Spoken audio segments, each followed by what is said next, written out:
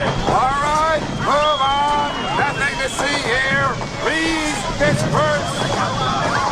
Nothing to see here, please.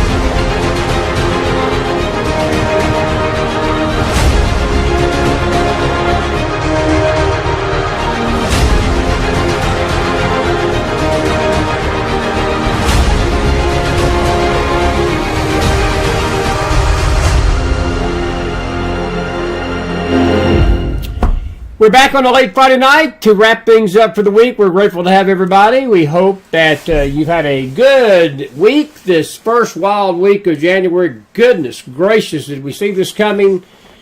I don't think any of us did. I sure didn't, but what a week we've had from Monday to Friday. And we're going to play some videos for you, get out of here on a Friday, wrap up the week with you. I want to thank Lori Mills for being with us earlier tonight. And we hope that you enjoyed her. She did great, as always. Lori's, her house, as she's told you, got to get this hat right. What a mercy, can't wear my cowboy. Can't go out on the week and mess the whole week up with wearing my cowboy hat wrong. Eddie Cole would turn over and, well, he's not dead yet. I shouldn't say his grave. If he'd hear that, he'd laugh. He'd say, I ain't in the grave yet. But go, how does this hat get so messed up? Goodness gracious. I look like... Anyway, let me get my hat fixed. I may have to ditch the cowboy hat till I get it fixed. Anyway, it looks a little goofy. But anyway, it's what happens to you. It's what happens to you. Let me just fix it this way. That looks a little better. It's a cowboy hat. Alrighty, we'll fix it by the next week. Anyway, it's live television. Give me a break. We're grateful you're here tonight, and if you've had a good week, put some fire in that house. And we hope that you've had a good evening. Good to see everybody over on Facebook. Good to see everybody in the YouTube. John Qualms, Charlotte Brown, Susan Taylor, Jennifer Milano, Pam Johnston, Mary Cleveland, Laura Hunter, Carol Smith, and the one and only Kathy McDonald. And my dear wife's in the house tonight. Grateful to have her. And in the house literally as well. So we're grateful she's here.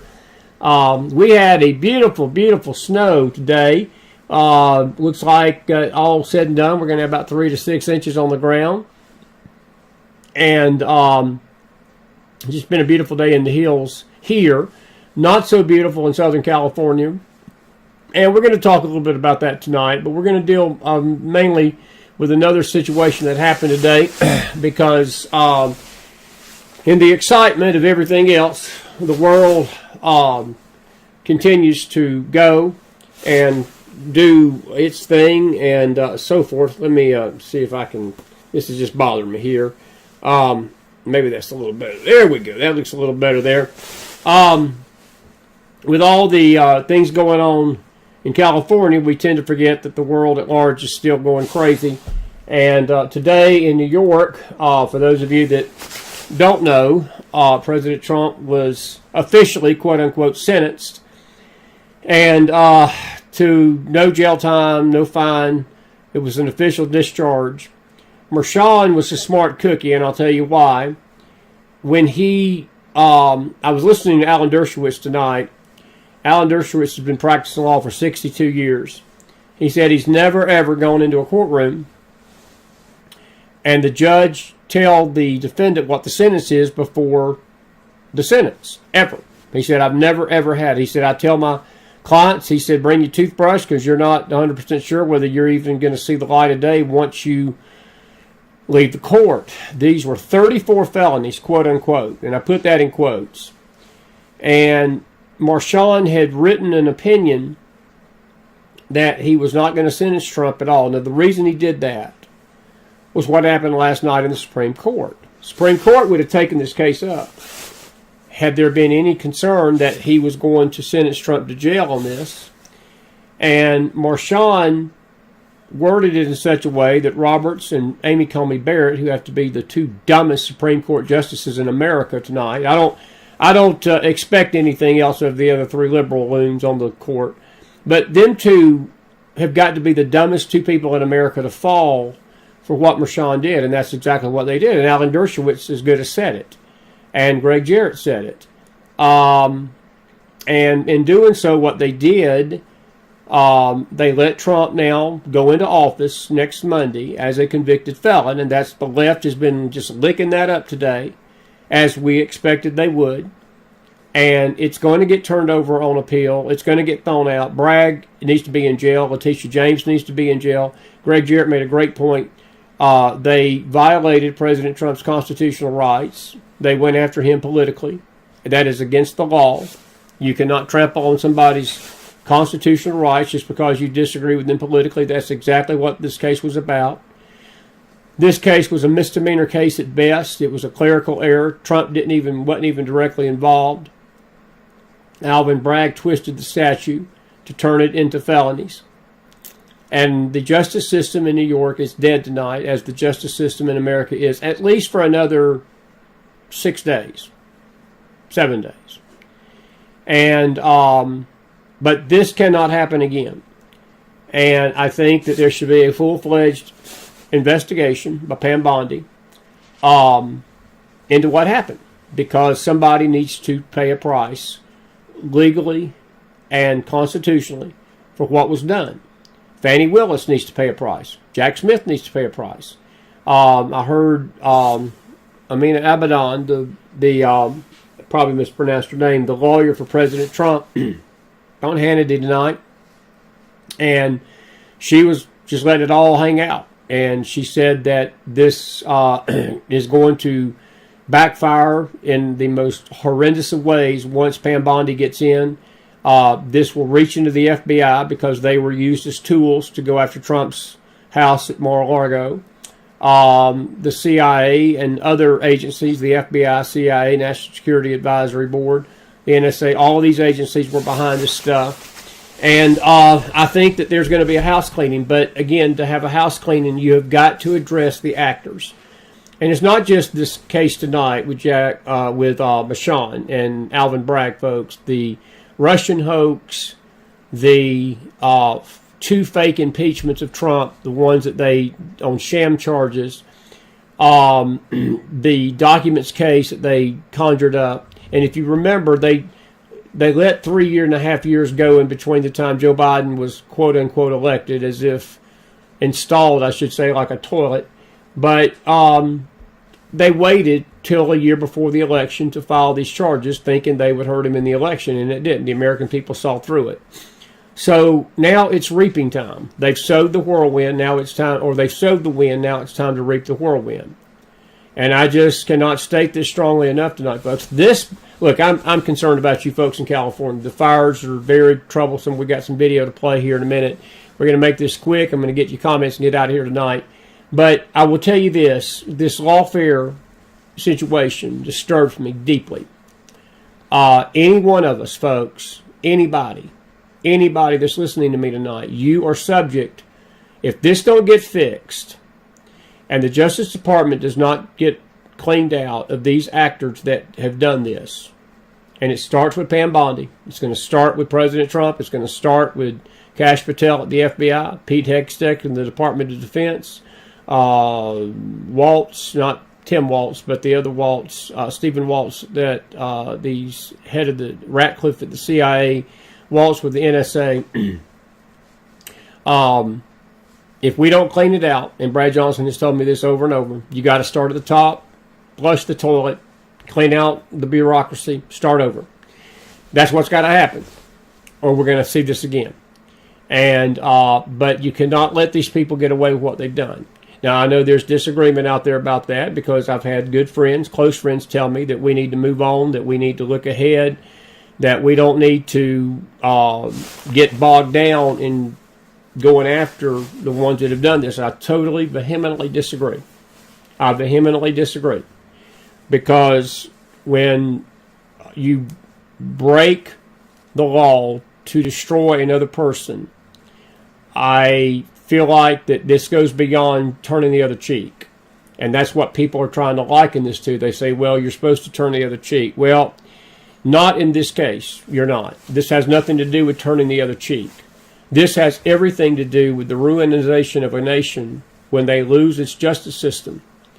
And a justice system is not equitably handled and fairly handled. And it's one way for Republicans and conservatives, and it's another way for liberal Democrats. The question was asked by Dennis Floyd earlier tonight. And Dennis, I apologize, didn't get to your question earlier when Lori was on about can these people be charged criminally in California. You doggone right they can be. You doggone right they can be. This is criminal negligence. And I hope that somebody does. I mean, you know, I hope they get recalled. They need to resign. It's unlikely they're going to resign on their own anyway. We got a video to play with Gavin Newsom or two tonight. It's going to make you just laugh what he's trying to do tonight. He's more concerned about the misinformation he claims is out there about the fires than he is fixing the state. He was in the White House today on a Zoom call with Joe Biden, telling Joe Biden that we've got to stop this misinformation. You've got to step in and stop it.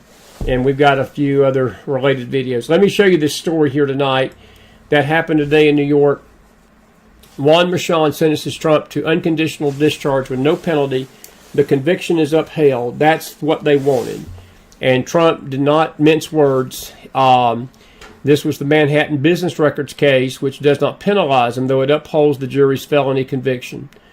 Trump declared that the sentence itself proved the case must be dismissed.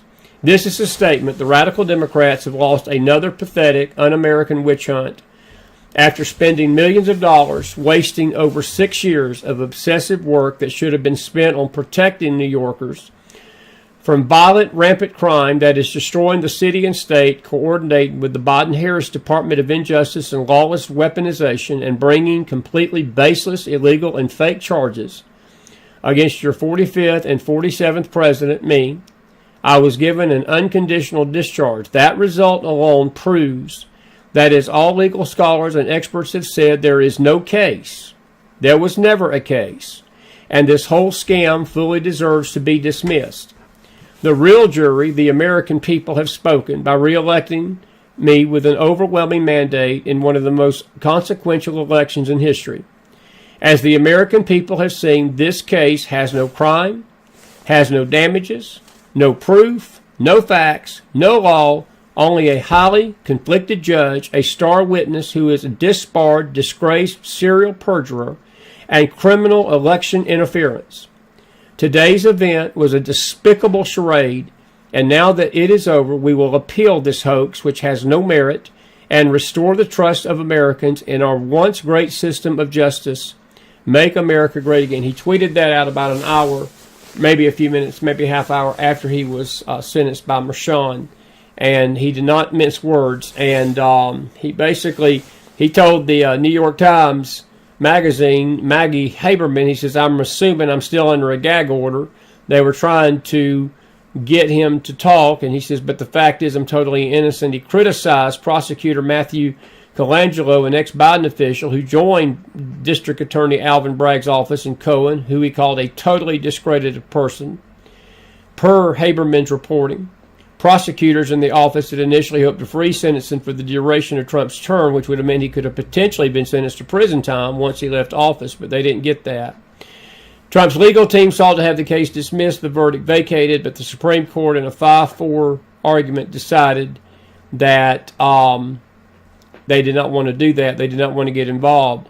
And the Supreme Court of New York basically did not allow it either. So, what does this mean tonight? What does all this mean? I'll tell you what it means. By the way, if you want to see the hypocrisy of this, the prosecutor that I just mentioned, Colangelo, or whatever his name is, he was complaining today during the sentencing that Trump was saying bad things about me. And that Trump was saying bad things about the case. He needs to be penalized for it. Even to the very end. they were carrying on this charade that they were trying to uphold the rule of law in New York. That's how disgusting the legal system has become in the Big Apple. And it is pathetic. It is absolutely pathetic. But there's a new day coming. There's a new sheriff coming. There's a new attorney general coming. Brighter days are ahead. But I pray that all hell comes down on these crooked lawyers, these crooked judges. I pray all hell comes down on these crooked DAs. And let there be no mistake made that once the smoke clears, that this will never happen again in this country to anybody. Because if they can do it to Trump, folks, they can do it to you. And they can do it to anybody they want to, and they will. And that's my sense. We will get your comments on that a little later tonight. And so forth. And I will amen myself, actually. Anyway, let's go to a video or two. I want to show you this. This is, let's see here. What do we've got? This is Megyn Kelly, who has, I like Megyn. I don't agree with everything she says, but I do want to play this clip. She's got something to say about the Trump situation. And I want you to watch this if I can find it. I had it. I always do this to myself. I should label these things. Maybe I don't. I will find that. But she had a few choice words for the judge today. And this may be it. This may not be it. Let's roll the tape right here. This is Megyn Kelly on Donald Trump. If it's not lawfare, it's still a good clip. So roll the tape. The nerve of this guy to say it's Donald Trump who caused damage to the institution, to the court, to the justice system, with his reaction to this case. This whole thing was rushed to sentencing by a judge who was determined to be able to call Trump a convicted felon for that reason only, because it's been about politics from the start. These losers wrapping themselves in sanctimony. Alvin Bragg was out there, the will of the jury must be heard, must be done. Who am I to interfere with the jury process? The judge too. We're just like public servants who have to do what the jury said. Otherwise, it'd be a really. Give me a break. You two orchestrated this from the beginning. You've been working hand in hand.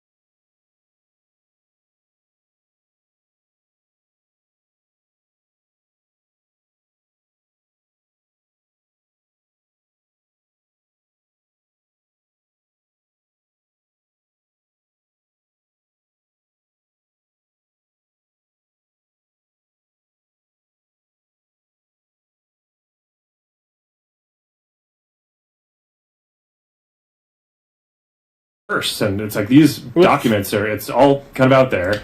Did you record any of those phone calls? I don't think we were, but I think I want to listen. I mean, there are emails. the emails are published. It's all kind of out there, and they're like, and basically it just got to this point where we were like, no, we're not gonna take down things that are true. That's ridiculous. They want us to take down this meme of Leonardo DiCaprio looking at a TV talking about how 10 years from now or something, you're going to see an ad that says, okay, if you took a COVID vaccine, you're eligible, for this kind of payment, like this sort of like class action lawsuit type meme.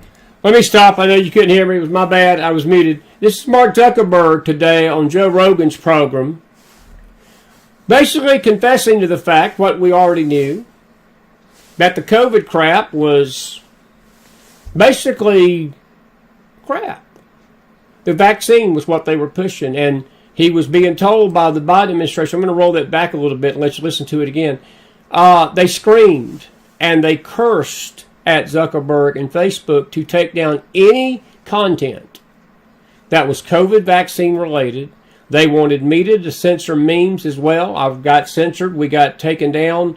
Our YouTube channel, we lost our YouTube channel over this. I have a dear friend, just our dear buddy Jonathan Tarrant down in South Georgia. He was a nurse. We interviewed him one night, right in the middle of all this. He was in the emergency room. We just wanted him to tell us what he was seeing. Boom! I got up the next morning. My channel was gone for 2 weeks. And before I knew it, the whole channel was taken down over memes. But we were telling people that this vaccine was dangerous. And people that told the truth about it, Mark Zuckerberg is admitting tonight that we knew exactly what they were doing. He found Jesus, I guess. Roll the tape. Sorry for the mute. Listen to it. It's all kind of out there. Did you record any of those phone calls? I don't think we were, but I think I want to listen. I mean, there are emails. the emails are published. It's all kind of out there, and they're like, and basically it just got to this point where we were like, no, we're not gonna take down things that are true. That's ridiculous. They want us to take down this meme of Leonardo DiCaprio looking at a TV talking about how 10 years from now or something, you're going to see an ad that says, okay, if you took a COVID vaccine, you're eligible, for this kind of payment, like this sort of like class action lawsuit type meme. And they're like, no, you have to take that down. And we said, no, we're not going to take down humor and satire. We're not going to take down things that are true. And then at some point, I guess, I don't know, it flipped a bit. I mean, Biden, when he gave some statement at some point, I don't know if it was a press conference or to some journalists, where he basically was like, these guys are killing people. Yep. And I don't know. Then like all these different agencies and branches of government basically just like started investigating, coming after our company. It was brutal. It was brutal. Wow. Now, I'm going to just say this about Zuck. I got no sympathy for Mark Zuckerberg. He went right along with it. I have no doubt if Trump would have been defeated in November, that video right there would have never been made. He would have never admitted it. But he knows, too, like the whole Simi Valley, the whole tech world out in California, all the techies, there's a new sheriff in town. He's been to Mar-a-Lago sucking up to Trump because he knows that he does not want to come against Donald T.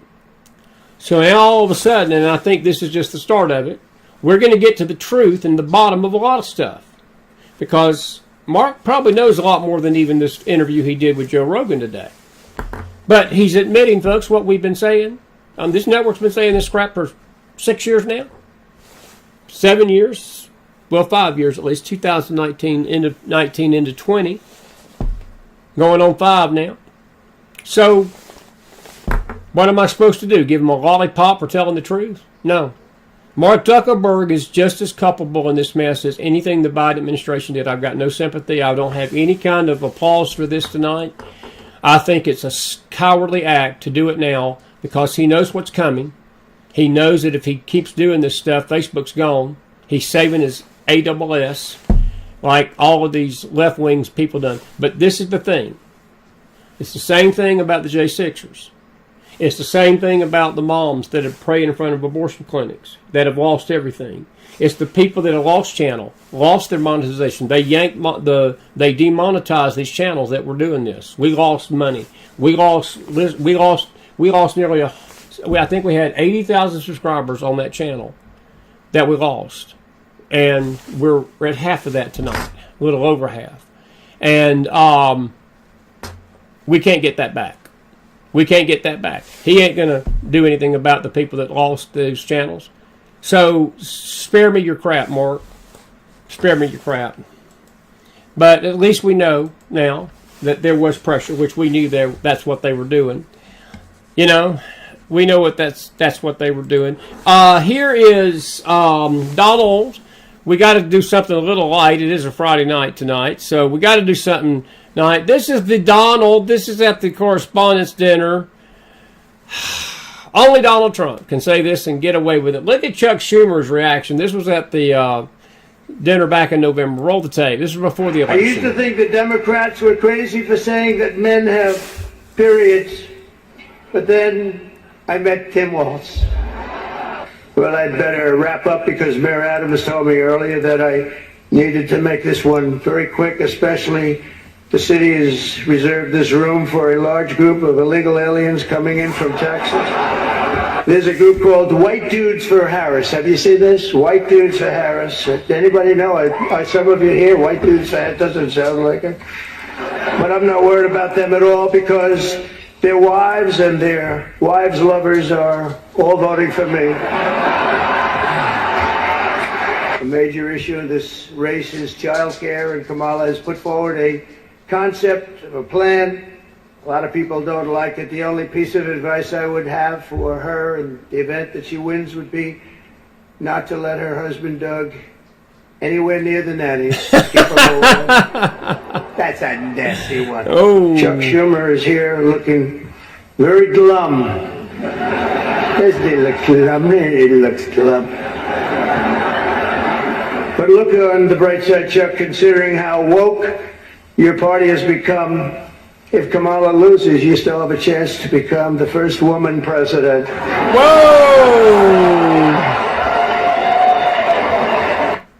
Only Donald Trump. Only Donald Trump could do that and get away with it and get those laughs. By the way, this is Trump's lawyer tonight talking to Benny Johnson about this lawfare. Roll the tape. I'm glad the Democrats had their cathartic sentencing today because it is going to backfire and backfire spectacularly because right now the Democrats think they're the hunters. And guess what? On January 20th at noon, they're going to become the hunted.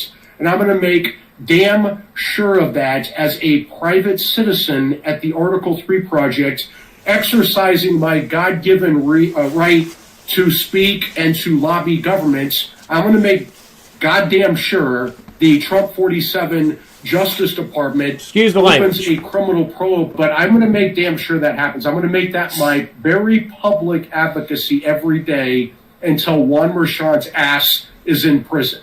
Can you please walk me through what potential charges would be brought against Juan Merchan in this case? You say you want to throw his ass in prison. Walk me through the landscape there, Mike. I want to throw his third world Marxist trash ass in prison and then revoke his citizenship and send him back to the Cali cartel or wherever the hell he came from in Colombia. And let me tell you what it is. It's 18 U.S.C. Section 241, conspiracy against rights, a very serious federal civil rights felony. I want to stop it right there. I'm going to keep that playing. It's about another minute or two. Jarrett, tonight on Fox, mentioned that statute. That is where this becomes criminal. This is not just let's get back at the Dems or get back at the left for what they've done politically. No, this is a criminal act, what Merchan and them have done. This is what Bragg has done, was criminal. This is what Letitia James did. This is what Fannie Willis did. This is what Jack Smith did. It's legal. I didn't bet this is good, but that's okay. I'm sort of upset about it too. And we Southerners, we'll let a few fly as well, but I'm glad that Mike Davis is letting it all hang out. I hope somebody's getting mad. I do. I'm excited that they're getting mad about it. They need to be mad about it. I'm glad he's going to put his blank in jail. I hope they put them all in jail tonight. Roll the tape. And when you politicize and weaponize intel agencies and law enforcement to go after your political enemies for non-crimes, which is exactly what happens here, you have committed that very serious federal civil rights felony, and judges are not immune from 18 USC section 241. So I would say to Juanito, or whatever the hell this judge's name is, this third world Marxist trash, that you better lawyer up, buddy, because there has to be a criminal probe. You are corrupt. Absolutely. You are partisan. Absolutely. You are dangerous. You took our country Come on. to the brink, and your adult daughter, Lauren Michon, made a lot of money off this, and you sat on this case. See, that alone would be a point of appeal. That the judge should have never been on the case to begin with the conflict of interest. His daughter was campaigning for Kamala Harris and taking money off the case, making money for Harris off the case, raising money for her, and her dad sitting there holding sway over this thing. He should have recused himself. He never did. And that's not even talking about the legalese and the legal jargon and the legal things that they will tear this up on. That alone was criminal behavior. Go roll tape. Keep going. 30 seconds. Because you are a stooge. You're just like Alvin Bragg and Tish James and Matthew Colangelo and Fannie Willis and Nathan Wade. You guys are just bottom of the barrel lawyers and judges, the dumbest people in the legal system, so the George Soros types can use you and manipulate you like puppets. Like, for example, putting your adult daughter Lauren on Democrat payroll and making her a lot of money, which is corruption by Judge Mershon to stay on this case. Bingo! Bingo Benny! By the way, this is, what is this? What I was about to play here. They're turning on each other. We're going to turn to the fire now for a little bit. And they're turning on each other in California tonight. This is the police chief, fire chief, when asked if Karen Bass failed the city. I wouldn't want to be her. She might better be getting her resume dusted off, because I don't think that this is going to play well at City Hall. Roll the tape. Did the city of Los Angeles fail you and your department and our city? It's my job to stand up as a chief and exactly say, justifiably, what the fire department needs to operate to meet the demands of the community. Did they fail you? That is our job, and I tell you, that's why I'm here. So let's get us what we need so our firefighters can do their jobs. Did they fail you? Yes. They failed her. Now, the interesting thing about it is that this was the DEI hire that they put over the fire department that oversaw the failed water policies, even though Newsom was a lot responsible for that.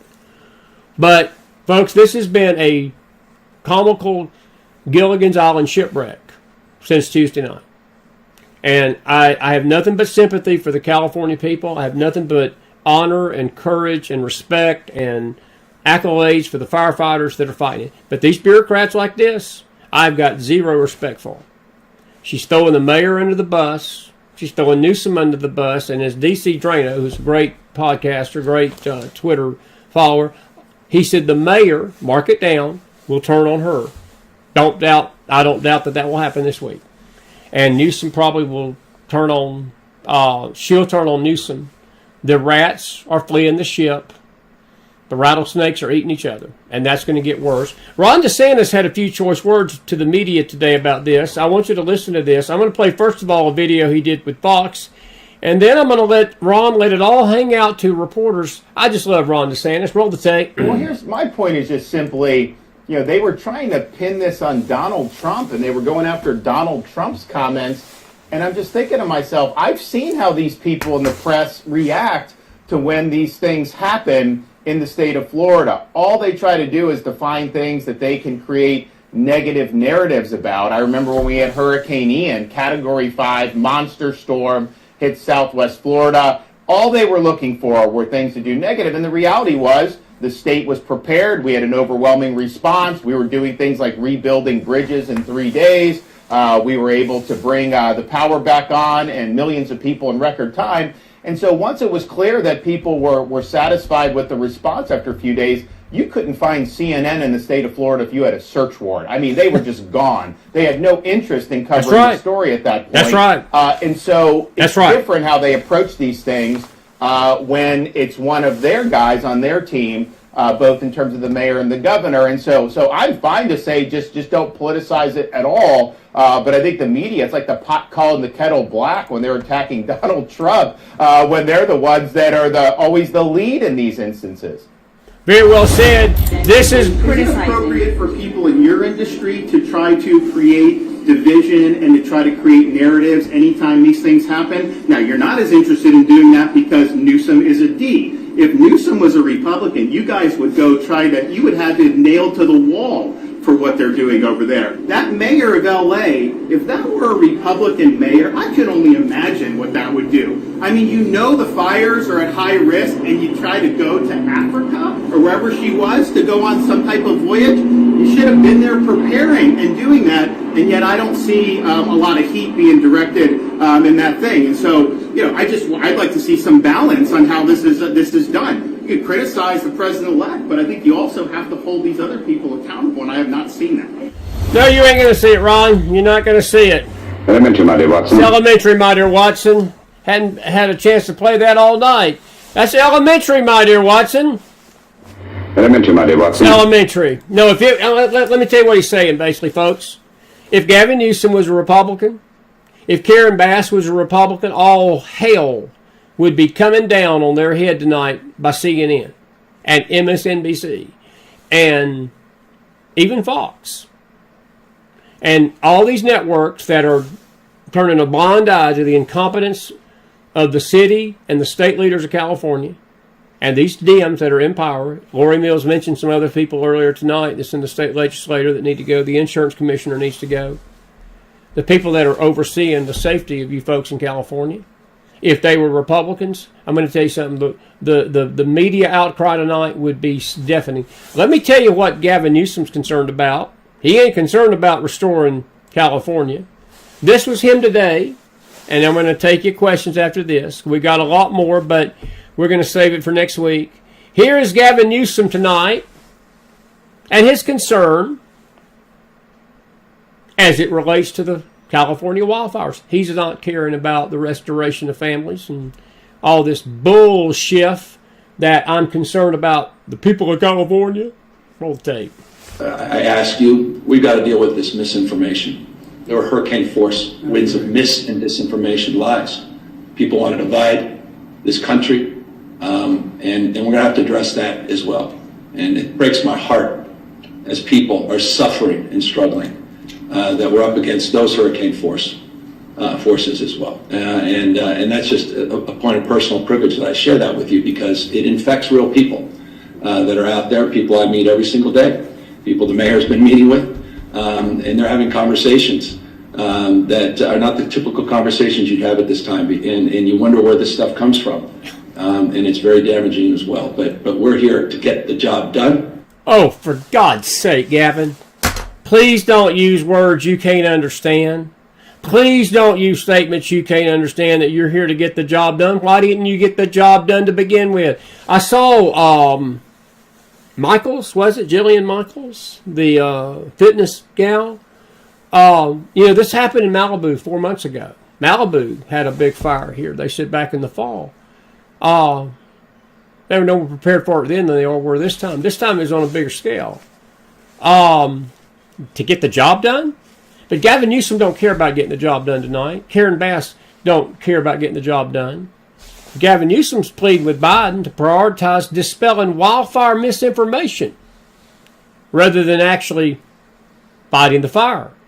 And this idea that he needs to resign, well, that's like saying the Pope is Catholic. That's pretty much a given. He ain't going to resign. You California folks, you're going to have to recall him. And you're going to have to make it iron proof. Y'all tried to, I think, a couple of years ago, and it failed. It came up short. Somebody needs to impeach Gavin Newsom. Somebody needs to recall Karen Bass. I don't know how you do it out there in California land, but that's pathetic. This should tell you right now how they really feel. They don't care about fixing this problem.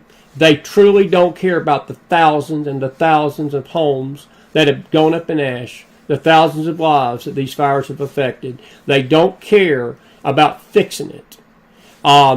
We've got the video of him. There's one video I may play here before we take your questions tonight. I think that this is the image of the lady. By the way, speaking of fact checking, this is interesting. Good to see Alice Garcia. Alice, I'm glad you're back in the show tonight. God bless you, friend. She said that there was a rumor going around that Bass fired the fire chief tonight. We don't know if that's true or not, but wouldn't that be peachy, as we say in the South? This is the LA Reporter trying to cover for Newsom tonight. He got fact-checked on air. Roll the tape. A Los Angeles TV anchor found himself caught in a real-time fact-check fail after questioning the claim that firefighters in Los Angeles had no water. Despite what you have heard from Caruso, no firefighters have told us that they are running out of water. And let's go out to Gigi Graciette. She is live in Pacific Palisades. I know your signal's not the best, but Gigi, what can you tell us? Well, firefighters have told me they have no water on this block, and you may be able to make out the ember storm that we're in the middle of right now. Ouch. That wasn't a fact-check fail. It was a fact-check faceplant. That fact-check was so brutal, he had to swap his suit for a pair of Depends during the commercial break. Don't subscribe to him.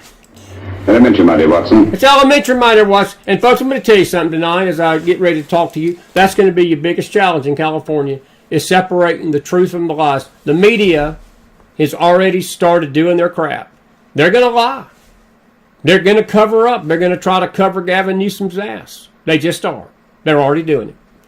But isn't that peachy that right on the air, as the guy said, it was not just a fact check, it was a fact check faceplant. Okay, now, one more video, I promise, and this is it. Gavin Newsom was called on the carpet yesterday. This lady was on Fox News last night. Roll the tape. Literally talking to the president right now to specifically answer the question of what we can do. Let me ask a question in the chat room. Facebook, I should have started a poll. Does anybody believe under God's green earth and blue sky and above his oceans that Gavin Newsom had Joe Biden on his phone right there? I want you to listen to this crap. This is Gavin Newsom. He was being asked why there wasn't water in the fire hydrants. Watch this exchange. For you and your daughter. Can I hear it? Can I hear your call? Because I don't believe it. Losing Everyone who went to school there, they lost their homes. They lost 2 homes because they were living in one and building another. Governor, please tell me, what are you going to do with the president right now? We're getting the resources to help rebuild. Wait a minute. We're getting the resources to help rebuild? Gavin, you should have already had the resources ready, brother. You the governor of the freaking state of California. You ain't the janitor at Motel 6. You're running the state. Roll tape. There's no water in the hydrants, Governor. That's all literally. Is it going to be different next time? It has to be. Has to be. Of course. What are you going to do? I'm doing To everything fill the I hydrants. I would fill them up personally. You know that. I literally have. I would fill up the hydrants myself. I understand. But would you do that? I would do whatever I can. But you're not. I see the. Do you know there's water dripping over there, Governor? There's water coming out there. You can use it. It's very sad because I've been trying to get Gavin Newsom to allow water to come. You'd have tremendous water up there. They send it out to the Pacific because they're trying to protect a tiny little fish.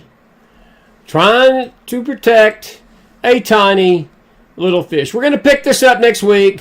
Elementary, my dear Watson. It's elementary, my dear Watson. It's elementary, my dear Watson. Elementary, my dear Watson. I just love that. Elementary, my dear Watson. It's elementary, my dear Watson. It's elementary, my dear Watson. Elementary, my dear Watson. Elementary. All righty. All righty. No, we're not buffering, Mary. If we're buffering, it's on your end, not mine. If you've got a question now, it's your turn. It's your turn. We got 10 minutes. We've been going 45. This is it. Mary Cleveland said she was fired this afternoon. We're trying to confirm that. That's rumors. There are rumors. Alice says that those rumors are false. We'll track that down. It's good to see Alice in the house tonight. The interview, Dennis, with Mel. Yes, there was a great interview with Mel Gibson tonight with Laura Ingraham. There sure was. And in fact, it was one of the clips we had. And he spoke about this whole thing right here. Here's Mel Gibson tonight on the situation. Roll tape. Well, you know, I know they were messing with the water, letting reserves go for one reason or another. They've been doing that a while. California has a lot of problems that sort of baffle the mind as far as why they do things. And then in the events like this, you sort of look, oh, is it on purpose? Which, it's an insane thing to think. But one begins to ponder whether or not there is a purpose in mind. What could it be? You know, I don't know. Do they want the state empty? I don't know. Well, Mel, there. And again, Mel Gibson, that is his opinion. And look, folks, I don't disagree with that. Look, I think that Lori Mills today pretty much laid it out that I think most Californians believe this was on purpose. And we've not even gotten to this part of it. I will deal with this Monday night with Ricky and maybe James R. Late. There have been arrests made by people that are literally throwing gasoline. I'm not talking about metaphorical gasoline. I'm talking about finding people walking around California with gasoline tanks, with cans, with gasoline in them, throwing it on the fires to cause the fires to go higher. And there was an arrest made today, a person of interest in one of those fires, and we're following that. We will deal with that more next week. I don't have time to get into it tonight. Carol Smith, your question. Do I think that this will affect how other voters in blue state will vote? Yes, I do. I pray it will. I pray it will, Carol. But I guess that remains to be seen. That remains to be seen. I think a lot of people are waking up. Lori made the comment today about Hollywood and about how that, you know, a lot of people have lost their homes and actors have lost their homes. I understand Ben Affleck lost his, Jeff Bridges lost his, John Goodman, big name actors. Anthony Hopkins, who was on a movie set, he came home to find nothing. We all know about James Woods, Paris Hilton, and that's just to name a few. But again, I'm not here to make judgment calls on people's hearts. I've got some spiritual things that I feel like we're going to deal with the spiritual aspect of this Sunday a great deal. But I will say this, as far as the voters of California go, Carol, if this don't, I'll answer your question like this. If this don't change the way they affect, or it affects the way they vote, nothing will. If this don't affect the way they vote, nothing will. Look, this is going to come out. This will probably be, unless we have more deadly things go on later this year, and we don't know what this year holds. But as of right now, folks, this is going to turn out to be the costliest disaster maybe in the entire world that we've seen in probably 30 years. I mean, the figures are staggering, and we're only 3 days into this, and it's not done. And I understand from the weather people that you've got another round of this coming next week. The conditions are going to be the same. You heard Lori talk about it tonight. The winds are blowing northeast to southwest, pushing a lot of these flames out toward the coast. Well, the winds are going to shift direction. They're going to be just as strong, and now they're going to go the opposite direction come Monday, and who knows what's going to happen. And, you know, I asked her point blank, do you think that the government will be any more prepared for the second round than they will the first? She said, absolutely not.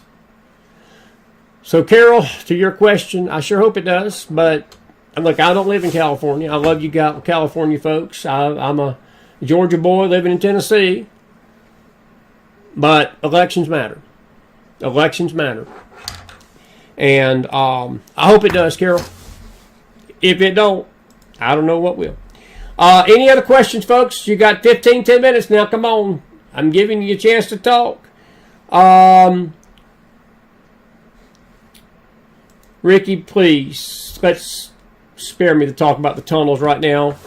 Pat and Deb Dolan says, do you think now that Trump went to court as a labeled convicted felon, the Dems will try to start another round of impeachment? No, I do not. I don't, Pat. And I'll tell you why. I think that what they're going to try to do, though, is anything that he does, the media, it's going to be more the media than the Dems. Look, the Dems know this is a sham. Look, when they were first doing this in the summer, there was people protesting and Trump's a felon, Trump's a liar, Trump's this, Trump's that. Well, today there was nobody there. Now, granted, the weather in New York wasn't the best, but Fox made a point of it that there was no protesting. There was nobody at that sentencing this morning with any signs. The country, and I think there's a lot of people on the left, Pat and Deb, that know this is a sham. This is a sham.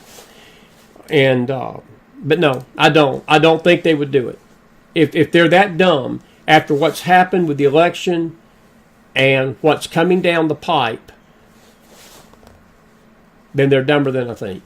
And Alice tells us $50 billion already, the damage, and that is what we know about. That's probably not even counting the uninsured damage and the cost of other things that have been destroyed. And folks, we're 3 days in. This stuff started Tuesday night. Alrighty, we are at 11:58 on January the 10th. It is about to be January the 11th. And, so forth. But, anyway, let's see what we got here. Somebody says, Annie says, Pacific Palisades is now under a new evacuation order. I don't doubt that. I don't doubt that. Laura, you said, did this affect any major industries? Oh, I'm sure it has, Laura. There's no doubt about it. Look, I think right now it's hard to say what industries it's going to affect, but let me just ask a question. If you're, let's just say, because California is a tourist state. I mean, people visit California for tourism.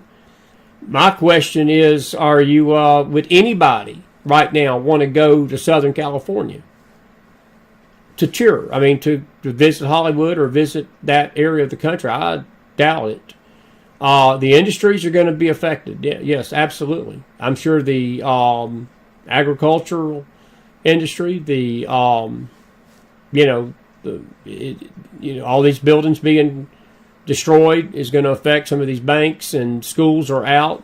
You know, I was hearing this morning that a lot of these kids are probably going to have to go back to remote learning, just like they did during COVID.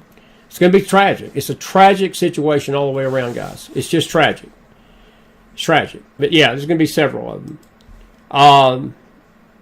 Anyway, folks, please keep the questions on the topic tonight. I appreciate the other questions, but please don't make this about me. Make it about the show. Make it about the fires and anything we've talked about tonight. If you got a question like that, send it to McFiles Forum. I'll be glad to answer any personal questions you've got. McFilesForum@gmail.com. To Alice's point about the $50 billion, that would make this the costless U.S. national disaster in this amount of time ever. And Trump even has said as such today that this is going to put insurance. Laura, speaking of industries, the insurance industry, Lori talked about it tonight. These insurance companies are not going to be able to afford these claims. They're going to go out of business. And that will trickle into the country. That's going to trickle down the pike to not just California. That will trickle down the pike to all of us that have State Farm and Allstate and Nationwide and other companies. So there's going to be domino effects of this. There's going to be domino effects. Diane says, he said, real people, what is Newsom? What exactly is he? Not a human. Diane, he's human. He's human. And Ricky, please give me a break about the tunnels under the celebrities' homes I don't mean to be short, but come on. We got bigger things to fry. Travis says, do you think there will be another mass migration out of California again? Travis, look, I don't doubt it. There's already been a mass migration. People can't afford to live there. They couldn't afford to live there before this, and I think that this is, again, going to be a wake-up call. But again, Travis, I have to say this.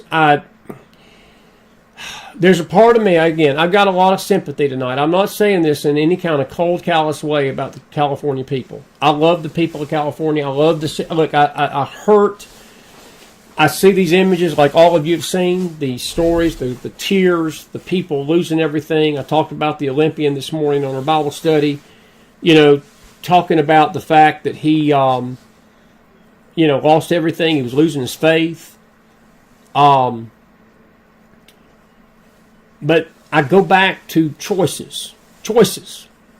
The leadership that's over California has been put there. Now, whether that was by malfeasance and voting fraud and things like that, I guess only God knows that.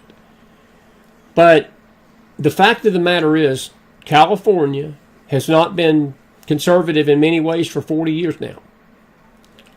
It has been on this downward spiral. There's been a few blips here or there where it has not been that in that state. But to be honest with you, it has been on this downward spiral for a long time. And, if people are going to leave the state, they're already leaving it. We've got our real estate market here in Tennessee has gone upside down because people can't find a house because Californians are coming here. And I've talked to people in Florida, they're coming there. They're Tennessee, Florida, Georgia, they're coming to the southeast. And do I think another one's coming? Yeah, I do. Mary says, when California was rioting a while back, my insurance was raised to help cover the cost of the insurance company. I was not happy. I wouldn't be happy with that either, Mary. Patty Isaac says, Biden knew the fires are happening and still sent money to Ukraine. Patty, I agree with that, but look, it's hindsight. Biden's going to be gone in 7 days. I think that all I can say is it can't come soon enough. And we just pray that Trump will get in and turn the direction of this situation around. I don't doubt that he did that. I mean, the fires, I want to say this. I want to say it tonight as I close, folks. Listen, I do not blame Gavin Newsom or Karen Bass for the fires. They did not create those fires. And even if they were set deliberately, they're not responsible for the arsonists setting those fires. I don't think they are. Hope they're not. But what I do hold them in contempt for and hold them in great disgust for is the fact that they were not prepared as leaders of the state, knowing that the possibility existed. There were warnings being given to Karen Bass about this area of California a week ago by the National Weather Service. She was being told this was coming. So what did she do? As Lori said, she hopped on a plane and flew to Ghana to basically be part of a inauguration of a president she didn't even know. Do you think she's going to hop on a plane next Monday and attend President Trump's inauguration? No. Sure won't. So that, I can separate the two. What Biden knew was coming and what he did, that's on Joe Biden. That's a federal issue. I'm talking about the state. Joe Biden, all Joe Biden can do is send money down there anyway. I mean, Joe Biden's the president. Gavin Newsom's the governor. We have governors over states for this very thing. This is why we have local and state government. Because technically, it ain't the federal government's responsibility. When you get down to it, about these states, it's the governors and the mayors and the city councils to take care of your local and your state government. And that's my 2 cents. That's my 2 cents. All righty. Did you enjoy the show tonight? It is the response, Alice, that is the issue. Yes, it is. And Alice says California will lose 5 House seats by 2030 because of the people who already left. Isn't that interesting? Wow, that's an intriguing number, Alice. That's intriguing, and it's good to have. I hope we can get Alice on the program. We'd love to talk to you, and I sent you a message. I hope you got it. I just want to say this tonight, folks. We're grateful for you being with us this week. We get a little wired up from time to time, and if we start getting a little wired up, please understand we're not targeting any one person. We just like to we just let it all hang out sometimes, and if we get a little feisty on you, please overlook the southern fire in us. We're just a teddy bear at heart. We care about the country. We care about you. We love you. We've been doing this for 7 years now. This is a labor of love, and my heart goes out tonight to the people in California, but my heart goes out to this nation. My heart goes out. There's a lot of spiritual lessons that I hope we learn from this. And I will tell you one tonight that I hope we all learn. There are many people tonight that were investing millions and millions and tens of millions of dollars in wood, hay, and stubble. And over the last 36 to 48 hours to 72 hours, people have seen that investment of multiple millions of dollars in wood, hay, and stubble go up in ash. It speaks to us of the value of souls compared to the value of wood, hay, and stubble. Ultimately, some will replace the wood, hay, and stubble. Some will not. But one thing you cannot replace, and the one thing you cannot pay and buy, is your soul. And no matter what you have materially on this earth, it can be gone just like that. What can't be gone just like that is this. And as we wrap this week up, I pray that's a lesson we all learn from this situation in California. I do. That we take stock of the fact that this is how short life can be. This is how short our possessions can be. And this is how quickly things can be taken from us all. It's midnight. It's 10 minutes after midnight. I'm officially 60 years old, 10 minutes in. I'll say happy birthday to myself. It's taken me 60 years to look this good. What can I say? Elementary, my dear Watson. Elementary, my dear Watson. Did you enjoy the show? I'll see you back here Sunday morning on the Sunday morning fellowship time, Sunday night, baby. And we'll be back here Monday night. Good to see everybody. We love you all. God bless you. God bless your families. God bless this great nation of America. Please pray for California. Please pray for these folks. And pray for each other and this nation. Pray for President Trump. We love you all. We thank you for it. And our heartfelt sympathies to all involved. And our prayers for these firefighters. Our prayers for these courageous firefighters who are just doing their job in the Golden State. And we'll see you back here next week if you're not with us on Faith Network Sunday. And we'll be back then. May the Lord bless you all. Have a good night, everybody. Be blessed. We're so grateful to have you. If you enjoy the show, give us some fire in that house. And we're grateful to have you. Have a good night, everybody.